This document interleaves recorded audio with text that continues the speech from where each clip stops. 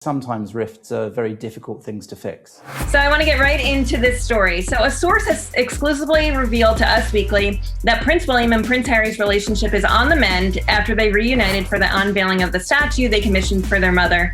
The source told us William and Harry spent the morning before the statue unveiling looking through old keepsakes, notes from Diana, and bonding.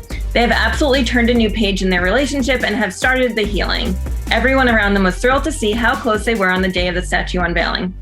The insider added that tensions have eased also between Meghan and Kate. Kate even sent Meghan a gift for the baby.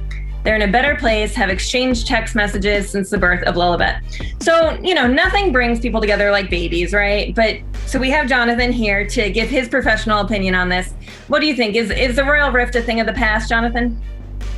Well, it's certainly hard for any of us to know what goes on behind closed doors, and they really exercised extreme control over the media at that event.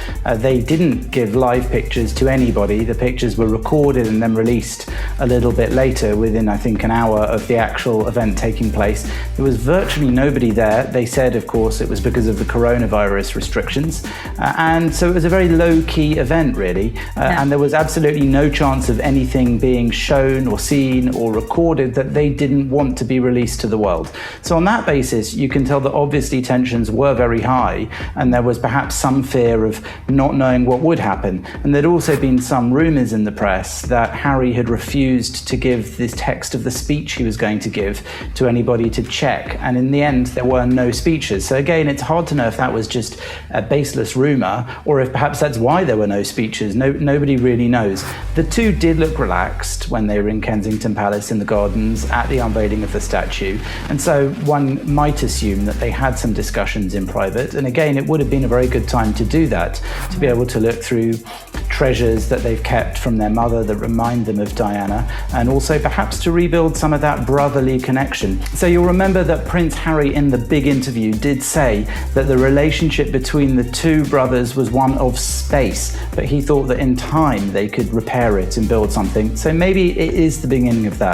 I will say, though, that from my own personal perspective, my guess would be that there's a lot of bridge building to be done. And even if they did manage to be civil and loving to one another in that context, and if they can't manage it then on the anniversary of Diana's death, when else are they going to manage it?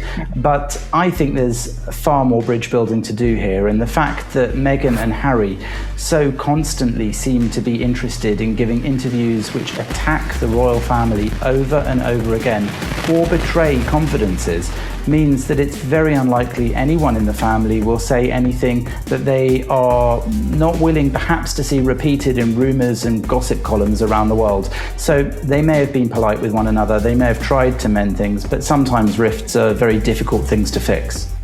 Yeah, I agree. I mean, I think going so public with that interview that they did added such another layer of difficulty that they're going to have to come back from.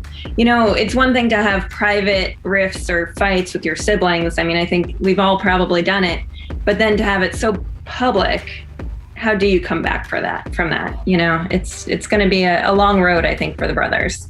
And as I've always said, on your show here in particular, it's definitely the case that there are the dynamics of a normal family having an argument here. And as you say, many of us have experienced things like that and know how difficult it is to make up. Sometimes it's too difficult because too much has been said and done. But this is doubly difficult because it's the royal family and they have a constitutional and historical importance as well. So even if they're willing to forgive and forget on a personal level, if they're seen as attacking the actual institution of the monarchy, it's not going to be so simple for the family members who are still working royals to allow them to continue without any kind of consequences. No, that's a great point. It is. It's not really just up to them. The whole country has to forgive them and their fans, and everyone has to be on board with that.